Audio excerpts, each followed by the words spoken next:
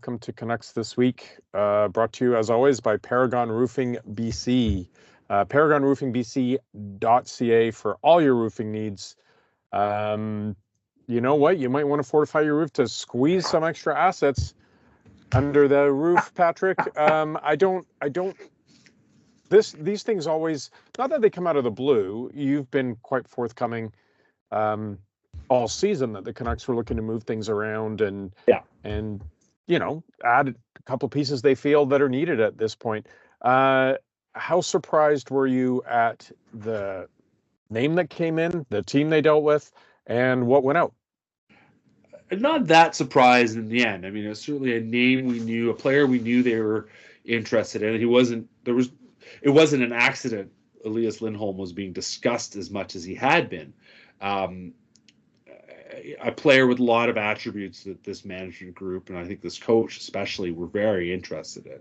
You know, a guy that's got a really strong two-way game, offensive talents. I mean, like in Calgary, even if you set aside Elias Lindholm's 42-goal season, you know, in the 5 seasons otherwise in Calgary that he's played there, he's averaged 28 goals a season. Like, this guy can put the puck in the net. He's been really snake bit this year, but there was a reason why he was the top center on that team 2 years ago when they still had Matthew Tkachuk and Johnny Gaudreau. Now, you know, he's not a guy that drives the line, but he plays in the middle of a line like that very well. And so, you know, it made sense that he was a player that the Canucks had identified. Was I surprised they pulled it off like this? No, not really, because as I've said many times before, Jim Rutherford's history has been to get on moves early. He clearly has taught Patrick Allvin this tactic very well. Patrick Allvin has not been shy to make trades, very much following in his mentor's footsteps. You know, the Rutherford, I think, in Pittsburgh was a guy that made a trade every month. I think we did the math, and you look at Allvin, and as far as I know, you know, they are the team that have made almost all the trades in the NHL this year. They're not just leading the way, but they're involved in almost all of them. And you go back to a year ago when Rick Tocchet turned over. I think it's 11 or it's 12 now. I think with Kuzmenko having been traded, 12 players no longer from that roster that Tocchet took over. You know, that they could make a trade at any time is a known thing. So, and you know, I had to laugh a little bit when I saw Rutherford was on Toronto radio and joked, "Oh, you know, we might have made a trade before the All-Star game," and he was actually serious. You know, they actually pulled it off. You know, so no, I was not surprised that this player came, nor was I surprised that it's happened. I mean, as I wrote a couple weeks ago, you could just tell, like, they were gonna stick with Kuzmenko as long as they could, but you could just tell that they needed to close the door on this. It wasn't working.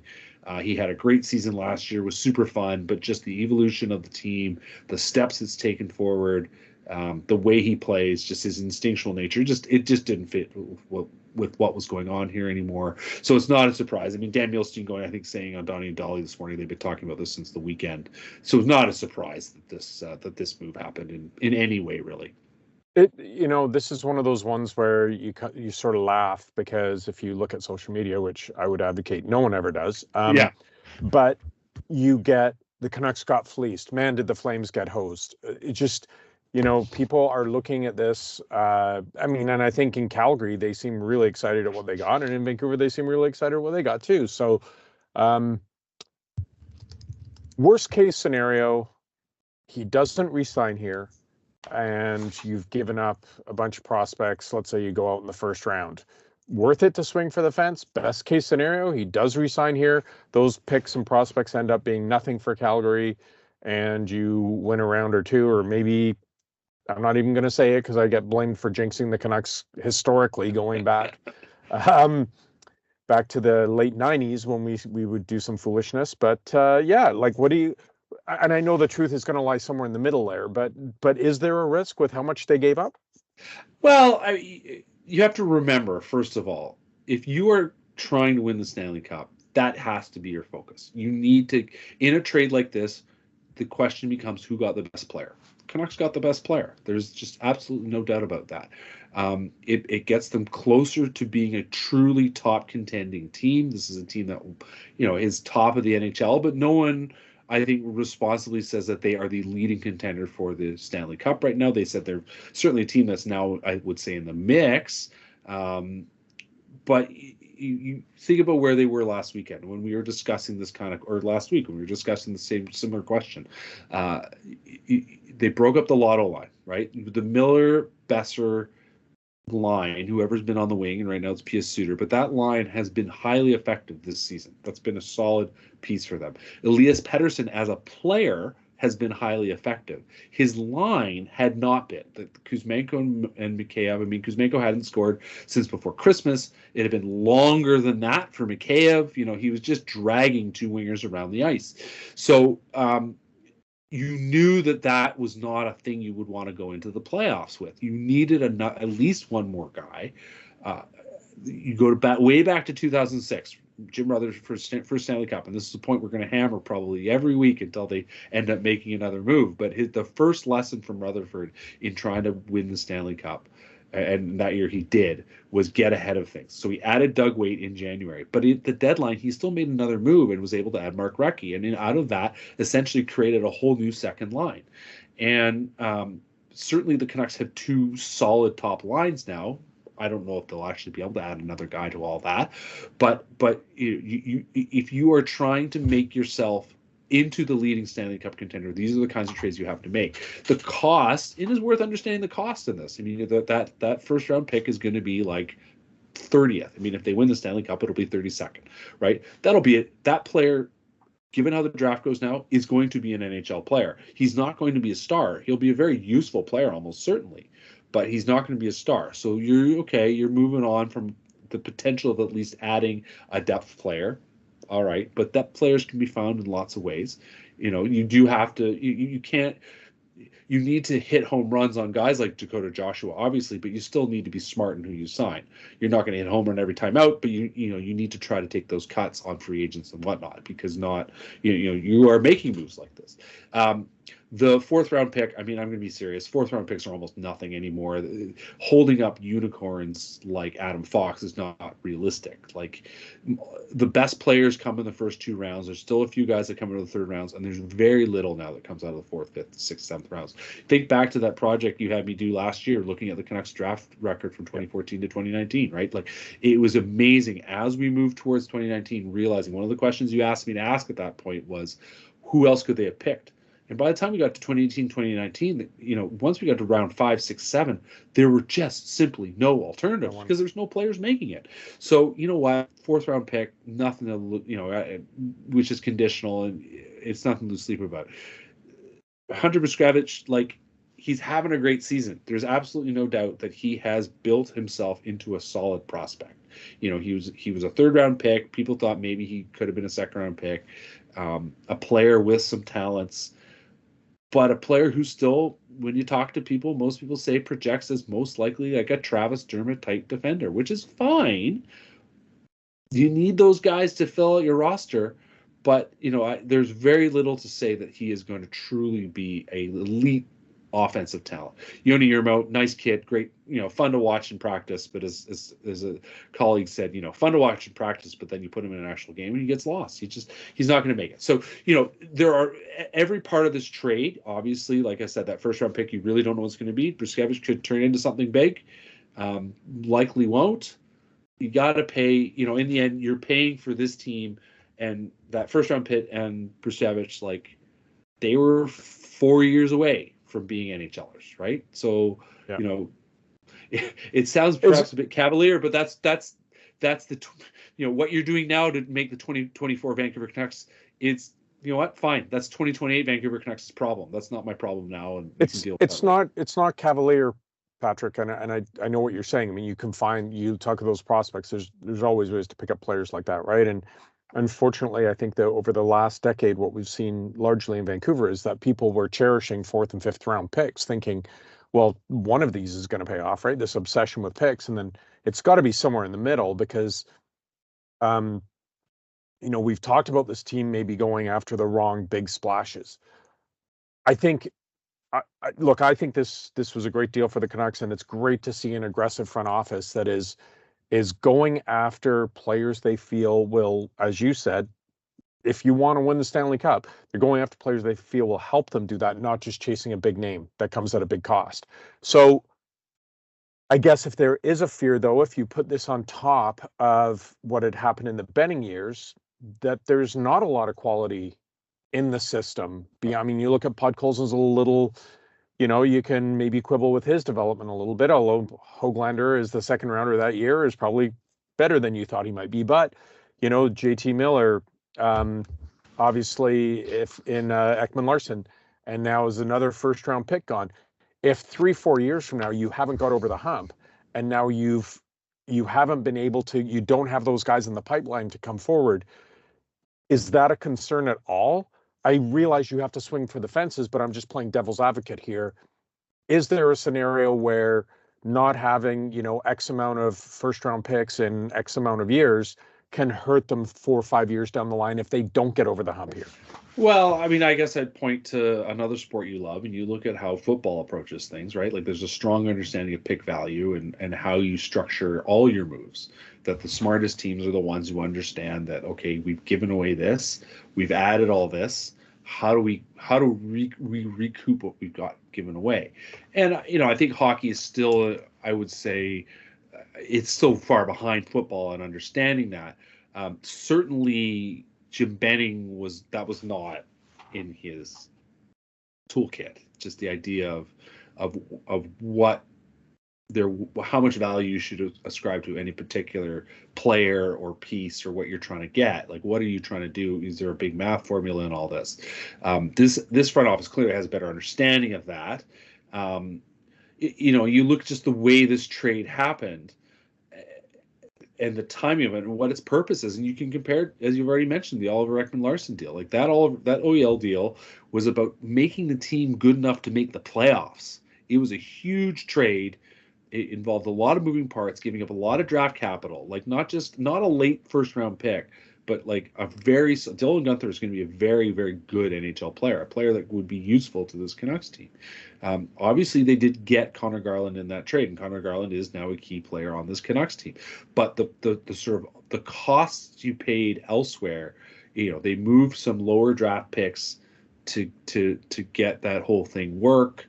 Obviously, they got off some contracts, but those contracts were going to expire in a year. Now they're sitting here. I mean, this management team made the decision that they were going to accept the cap penalties of buying out OEL last year, and that's just how they are. But you go back, you don't make that trade, you literally have all that cap space, and you don't have any penalties, right? Like you can remanage the way you're dealing with. Now, obviously, that is that comes back to your earlier question, which is, well, what about tomorrow? Well, yeah, I mean, you do have to have an eye towards tomorrow. You absolutely do have to think about that, but you don't want to But be. you can't always chase tomorrow and forget today. You can't chase tomorrow, and if you're chasing, but to understand, to sort of come back to your point, was that if you're chasing now, you do have to think about how that impacts tomorrow, and how can you lessen the potential burden on tomorrow. And if you're trading for a massive contract, it better be for a guy that you're not having to buy out, that there's a huge amount of commitment to, which is why trading for Lindholm is smart. Like Lindholm, in the end, the Canucks have said they're comfortable if this turns out to be a rental. I think they would like to re-sign him, but they probably aren't going to be able to afford that if they're going to re-sign Elias Pettersson and Philip Hronek. Like there is a sort of a hierarchy of priorities here, and they've paid a price. They really want to make it sure win.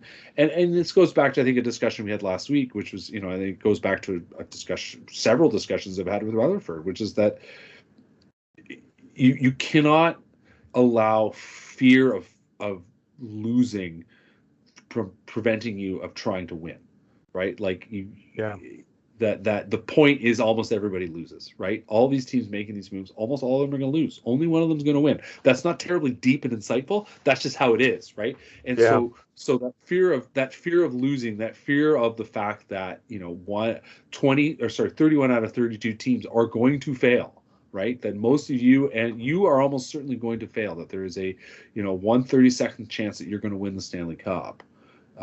You're trying to game it so that it's more than that. And that's where you're at. While I ramble on here, I would just want you to think about, I'm going to ask you about how Lindholm fits in and how he changes the way this team plays. But what you just raised there just brought up something I read from another sport I love, soccer. Yeah. And there was, I was seeing a lot of reaction to the trade last night. And I saw the word fun come up a lot of times. The Canuck Right. fans were like, isn't this fun? And so there's a journalist I know in England, and he was talking about, this chase and all the money, and there's different competitions. But he said at the end of the day, for him, following the team he loves has been about those great days, Right. about going to games, going to on road trips, about being excited all day about watching his team that night. And I think we do lose that. So when you say only one team is going to be successful and all the others are going to fail, I would say Canuck fans they've they've been stuck with such a moribund situation for so long, that to think that this trade is fun, to think that the trade deadline is going to be fun, to think the anticipation for who are we playing in the first round. And if you win that, like if the Canucks are to come second and get to the Stanley Cup again and lose, of course that's going to be disappointing.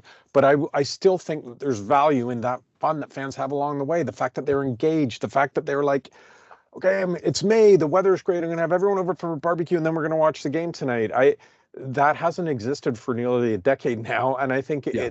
it's often undersold. Yes, everyone wants a Stanley Cup. I get that. Only one team can do it. I get that. But I also think the journey has to be fun too. And there have been no journeys for this team at all over the last 10 years. Okay, so that's my soapbox. Now, you tell me how Lindholm fits into this team on the ice, what a trickle-down effect might be, how does it change what we've been seeing, how you think Rick Tocchet's, is he going to change his game at all? You said he hasn't had a good year.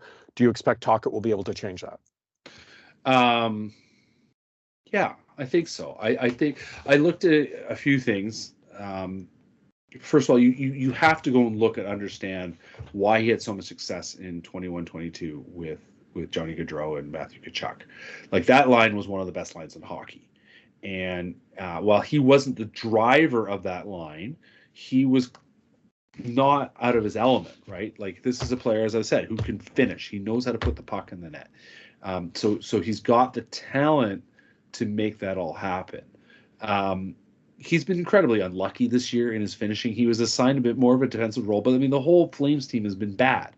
But at 5-on-5 this year, Elias Lindholm has scored on 4.8% of his shots, and like every year since I think 2016, he's had 1 year where his shooting percentage was below 10.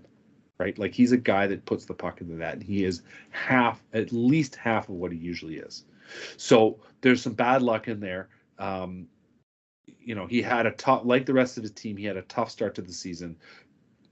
Interestingly, over the last month or so, he's been playing on a line with Jonathan Huberdeau, who has that huge contract and can't score and seems to perhaps even lost the will to play hockey. And Yegor Sharangovich, who's a really interesting young Russian forward. And the three have actually been a pretty positive trio. They still haven't scored. Lindholm scored 1 goal in January. Like there's just no ignoring this. But there is sort of part of you saying, listen, what is he more likely? Is he more likely the player who has struggled to score this year, or the player who's been massively successful at scoring goals the previous 5 seasons? And he's only 29. Like you do see some decline around this age, but there's no reason to think he cannot get back to being the scorer that he was. So, from an offensive standpoint, there's a great fit. There's an obvious fit for him with, say, Elias Pettersson, if that's where he starts. And then from a two-way perspective, he has been a very strong two-way player. His season was so strong in 21-22 that, he was a finalist for the Selke Trophy. Probably a bit overcooked just because, it was as much about his line as it was about him. But still a solid two-way player, a player who it historically has been, when it comes to shot attempts for and against, when he's on the ice, his teams take more of them than they give up, and that's always a good sign. This season has not been that, but again, the Flames have been terrible. He's a player that you think will fit well with Pettersson. Like there's enough talent between the two of them that you've just got to think smart hockey play, ability to understand how to operate in space.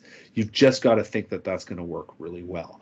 So we'll see how this plays out. I mean, there is also, of course, the possibility that at some point they decide to go back to the Lotto line and they ask Lindholm to hold down the second line with, say, Ilya Mikheyev and Pius Suter. Mikheyev, they need to get him on track. He hasn't looked anything like the player he even was the first half of last season when he was playing on one knee.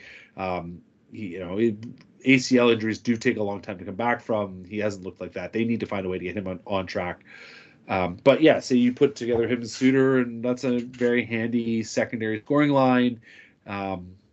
He's an interesting player. He's a right shot centerman. He's very good on faceoffs. Most faceoffs don't matter, but some matter a whole lot. He'll be a big factor in adding to that behind JT Miller, who tends to take most of their big draws.